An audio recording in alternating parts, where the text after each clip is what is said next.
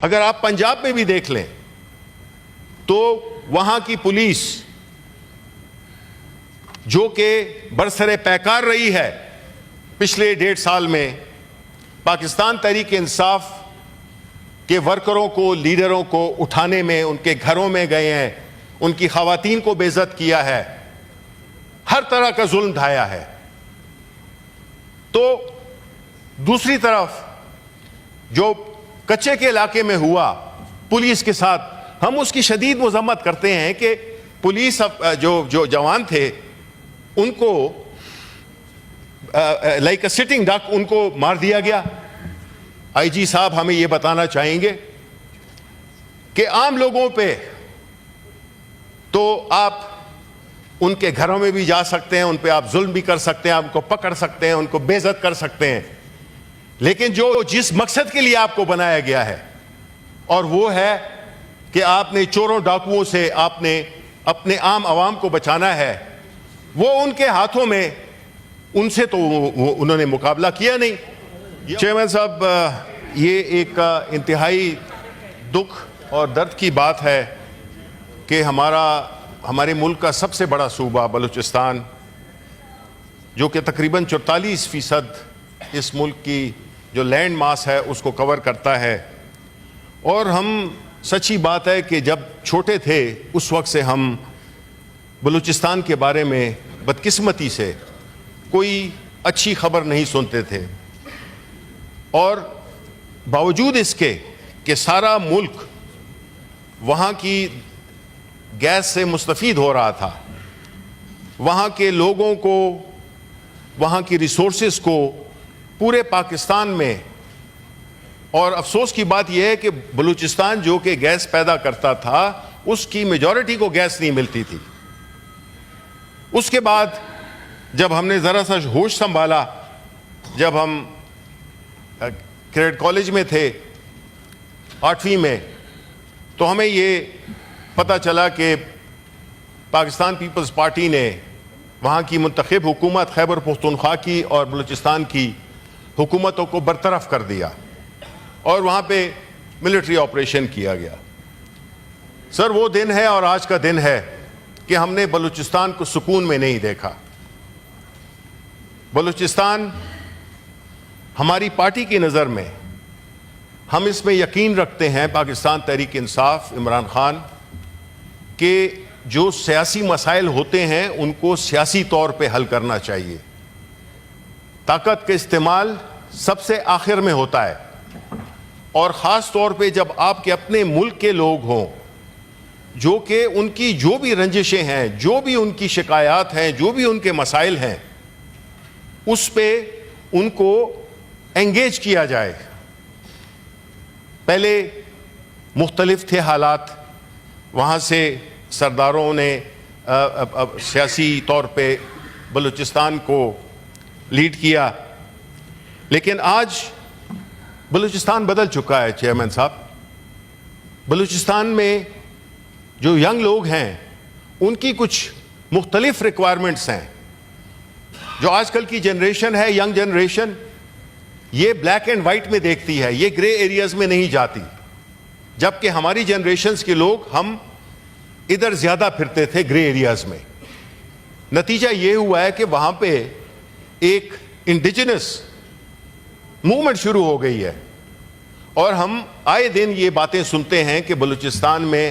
کبھی مارنگ بلوچ کا نام ہم سنتے ہیں، کبھی کسی کا سنتے ہیں، کبھی یہ دھرنا ہو رہا ہے، کبھی یہ ہو رہا ہے۔ بلوچستان میں جو الیکشنز ہوئے وہ ہم جانتے ہیں کہ وہ کس طرح ہوئے، جس طرح پورے ملک میں ہوئے، لیکن بلوچستان میں تو ایک اور ہی لیول تھا، جس کی وجہ سے وہاں کے لوگوں میں ایک بڑا اضطراب پایا جاتا ہے، اور اس اضطراب کی وجہ سے یہ ساری جو وہ ہے ایک ماحول بن گیا ہے، وہ نہ بلوچستان کے حق میں ہے نہ پاکستان کے حق میں ہے۔ ہم نہیں سمجھتے کہ کسی بھی چیز کا راستہ تشدد کے ذریعے اختیار کیا جائے، لیکن اسی لیے ہماری جو سیکیورٹی فورسز ہوتی ہیں، ہمارے جو بھی لا اینڈ آرڈر کے ادارے ہوتے ہیں تو ہم جیسے عام لوگوں کو اس بات کی سمجھ نہیں آتی کہ جس طرح میں نے آپ کو بتایا کہ بلوچستان کا جو لینڈ ماس ہے وہ تقریباً 800 سے لے کر 1400 کلومیٹر تک کے ڈسٹنسز پہ جگہ ہیں، اور اتنا ویل کوآرڈینیٹڈ ایک دہشت گردی کا ایک واقعہ ہوا جس میں کہ کوئی ایک پوائنٹ نہیں تھا جس میں کہ اتنے اسے تھا یہ کیا تھا، جس میں کہ لسانیت کی بنیاد پہ آیا کوئی لسانیت کو پروموٹ کرنا چاہتا ہے، فرقہ واریت کے لیے پروموٹ کرنا چاہتا ہے، کیا ہے پاکستان کے عوام جاننا چاہتے ہیں۔ لیکن صرف یہ نہیں ہے، اگر آپ پنجاب میں بھی دیکھ لیں تو وہاں کی پولیس جو کہ برسر پیکار رہی ہے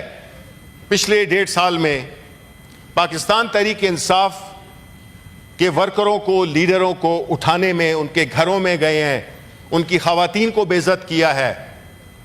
ہر طرح کا ظلم ڈھایا ہے۔ تو دوسری طرف جو کچے کے علاقے میں ہوا پولیس کے ساتھ، ہم اس کی شدید مذمت کرتے ہیں کہ پولیس جو جوان تھے ان کو لائک اے سٹنگ ڈک ان کو مار دیا گیا، اور جو آئی جی پولیس ہیں وہ ایک شخص کی برآمدگی پہ وہ بھی پتہ نہیں مختلف باتیں ہو رہی ہیں، وہ مبارکباد اور وہ لے رہے ہیں، کریڈٹ لے رہے ہیں۔ آیا آئی جی صاحب ہمیں یہ بتانا چاہیں گے کہ عام لوگوں پہ تو آپ ان کے گھروں میں بھی جا سکتے ہیں، ان پہ آپ ظلم بھی کر سکتے ہیں، آپ کو پکڑ سکتے ہیں، ان کو بے عزت کر سکتے ہیں، لیکن جس مقصد کے لیے آپ کو بنایا گیا ہے، اور وہ ہے کہ آپ نے چوروں ڈاکوؤں سے آپ نے اپنے عام عوام کو بچانا ہے، وہ ان کے ہاتھوں میں، ان سے تو انہوں نے مقابلہ کیا نہیں، یا وہ 20-21 لوگ قیمتی جانیں ضائع ہو گئیں۔ تو آپ آیا پروفیشنلی تیار نہیں تھے، یا آسان ہے مجھ جیسے لوگوں کو یا عام پاکستانیوں کو گھروں میں سے اٹھا لینا، اٹیک کر دینا، گھروں میں گھس جانا، یہ تو آسان ہے، یہ تو سافٹ لوگ ہیں، سافٹ کے لیے آپ تیاری ہیں، لیکن جو ایکچولی ہارڈ کور جو کہ آپ کی ڈیوٹی بنتی ہے وہ آپ نہیں کرتے۔ یہ بھی کسی کے بیٹے، کسی کے بچے تھے جو پولیس میں کے ہوئے، تو اس کا مطلب یہ ہے کہ یہ صرف بلوچستان میں اس قسم کا انٹیلیجنس فیلور آپ کہیں گے کہ اتنی بڑی لیول پہ ایک آپریشن ہوا ہے یا جو بھی اٹیک ہوا ہے اس کا کسی کو پتہ ہی نہیں چلا، یہ کیسے ہو گیا؟ یہ ہم کیسے مان لیں؟ ہمیں بتایا جائے۔ انٹیریئر منسٹر یا جو ہیں اپنے فارن منسٹر صاحب تو یہاں پہ بیٹھے ہوئے ہیں، وہ ہمیں بتائیں کہ یہ کیا ہو رہا ہے ملک میں۔ لا اینڈ آرڈر کی سچویشن اتنی بدتر ہو گئی ہے کہ جس میں کوئی بھی شہری اپنے آپ کو محفوظ نہیں سمجھتا۔ ایک وجہ جو ہماری سمجھ میں آتی ہے کہ ان واقعات سے جو بلوچستان میں ہوا، جو پنجاب میں ہوا، جو خیبر پختونخوا میں، اس سے تو یہ ظاہر ہوتا ہے کہ ان قسم کے حالات میں، جس طرح کے سینیٹر کامران مرتضیٰ نے کہا کہ ایسے حالات میں اس ملک میں کون انویسٹمنٹ کرے گا؟ لیڈر آف دا ہاؤس یہ بہتر طور پہ جانتے ہیں کہ اکنامک پراسپیرٹی کے لیے، اکنامک سٹیبلٹی کے لیے کیا وہ ماحول چاہیے ہوتا ہے، وہ کیا ایکو سسٹم کیا ہے۔ بیٹھے ہوئے ہیں ہمارے فائنانس منسٹر بھی۔ اب پہلے تو میں ان کے ساتھ ہمدردی کرتا ہوں کہ وہ ایسے دور میں آئے جس میں کہ ایک ایسی حکومت کا حصہ بنے جو کہ لیجیٹمیسی سے سٹرگل کر رہی ہے۔ جس طریقے سے یہ حکومت بنائی گئی ہے ان میں لیجیٹمیسی نہیں ہے، اور یہ اللہ کا قانون ہے کہ ہر چیز کے لیے ایک طریقہ کار رکھا ہوا ہے۔ جن لوگوں کو، جن حکومتوں کو عوام کی سپورٹ حاصل نہیں ہوتی ہے، وہ اکنامک 1000 سٹیپس لے لیں وہ کامیاب نہیں ہوگی۔ اور ہمارے فائنانس منسٹر کا کام کیا ہے؟ یہ نہیں کہ اپنے اورنگزیب صاحب، میں ان کو ذاتی طور پہ جانتا ہوں، انتہائی نفیس اور انتہائی کمپیٹنٹ آدمی ہے، بڑی زبردست بینکنگ کر رہے تھے, پتہ نہیں ان کو مجھ سے مشورہ کیا ہوتا تو میں ان کو مشورہ نہ دیتا کہ وہ سیاست میں آئیں. اب آئی گئے ہیں تو پھر ان کو یہ بھی سوچنا ہوگا کہ بینکر اکانومسٹ نہیں ہوتا. میں خود بینکر رہ چکا ہوں. بینکر ہمارے فائنانس منسٹر صاحبان جو کہ ہماری حکومت میں بھی بینکر تھے, پچھلی حکومتوں میں بھی بینکر تھے, ابھی بھی بینکر ہیں. آپ مجھے بتائیں کہ کیا فائنانس منسٹر جب سے یہ آئے ہیں انہوں نے صرف قرضے مانگے ہیں؟ انہوں نے صرف قرضوں کو ری شیڈیول کیا ہے. یہ چاہے چائنا گئے ہیں, کہیں پہ بھی گئے ہیں, ابھی بھی جا رہے ہیں مڈل ایسٹ جا رہے ہیں قرضہ مانگنے کے لیے. ٹھیک ہے, تو یہ اس قسم کی اکنامک سچویشن میں ہم سمجھتے ہیں کہ یہ جو لا اینڈ آرڈر کی سچویشن ہے اس پہ ایک پوری تفصیل سے ایک گفتگو ہونی چاہیے. اور ہماری ریکویسٹ یہ بھی ہے کہ جو پریزیڈنشل سپیچ ہے اس کو اب ختم کریں, بہت ہو گیا ہے, کیونکہ اس کی وجہ سے ہم کئی اپنے پارلیمنٹری ٹولز لا نہیں سکتے ہیں جس میں ایڈجرمنٹ موشن شامل ہے کہ اس پہ سیر حاصل گفتگو ہو سکے. ادھر سارے بیٹھے ہوئے ہیں پاکستانی ہیں, ہم کسی کو کوئی نہ اس قابل ہیں اور نہ ہم اپنے آپ کو مجاز سمجھتے ہیں کہ ہم کہیں یہ غدار ہے اور یہ پاکستانی ہے. سارے پاکستانی ہیں. ہم چاہیں گے کہ اس ہاؤس میں پوری بحث ہو کہ جو یہ لا اینڈ آرڈر کی سچویشن ہے اس کو کس طرح سے کنٹین کیا جائے, بیکاز اس کا ڈائریکٹ ریلیشن شپ ہے ہماری اکنامک ڈیفیکلٹیز میں. تو اس لیے میں آخر میں یہی کہوں گا کہ یہ ملک ہمارا ہے اور اس میں ایک ملک کی سب سے بڑی سیاسی جماعت, اس کو کارنر کرنے کے چکر میں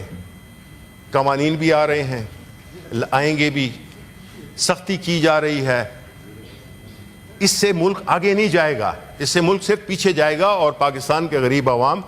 ان کی حالت زار نہیں بدلے گی, بد سے بدتر ہو گئی ہے. تو اس پہ میرے باقی کولیگز بھی, میں چاہوں گا کہ سب کو, چاہے وہ اپوزیشن سائڈ ہو یا ٹریجری سائڈ ہو, بلوچستان کے ایشو پہ ہمیں گفتگو کرنی ہے کیونکہ یہ ہمارے ملک کا ایک بہت ہی اہم حصہ ہے. شکریہ.